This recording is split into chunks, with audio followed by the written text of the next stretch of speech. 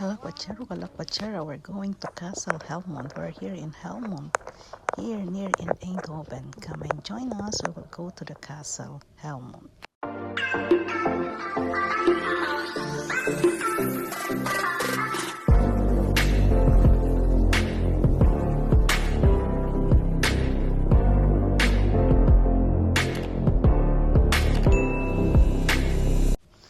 Galing kami dito sa Cube House. Dito rin to sa Helmond, the first Cube House. And after the Cube House, i-combine nyo na ang Castle Helmond.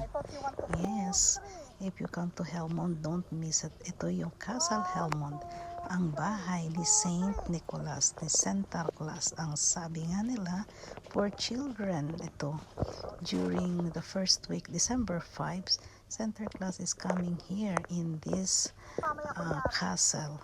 At the moment, closed siya. Sarado ang castle. So this is really a beautiful medieval war castle. Diba? Ang ganda. Sobrang ganda talaga ng castle. At actually maganda din sa loob niya. You can go inside of this castle also in the daytime. But it's night, kaya picture na lang kami dito sa labas ng castle. And it's here by the city center of Helmond. And Helmond is just close to Eindhoven. O, diba? Ayan, post na lang kayo dyan. At halika, pupunta tayo sa center.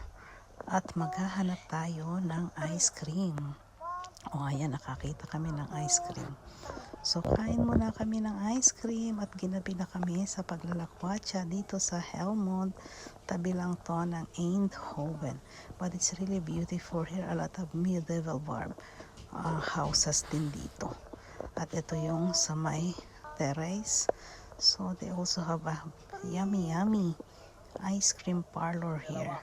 Italian ice cream. So yummy. I hope nag-enjoy kayo mga bata sa ice cream natin. O, diba? Picture lang and we're going back home na at paggabi na. So, balik uli kami sa my castle. So, this is the castle at night. Dito sa Helmond. Thank you guys for watching. Thank you. Ayan. Uwi na kami at ginabi na kami. Nauna na sina Lablab. So, ayan po ang Helmond sa gabi. Helmond, the Netherlands at night by the castle at by the city center nila. Beautiful in night and daytime. It's always beautiful here in Helmond. Yan o. Medyo maliwanag pa yung castle earlier. This is all the picture earlier. Thank you, Banchotan, for all the picture. Ayan po. With Ricky. Nice photo. Thank you guys for watching. Thank you.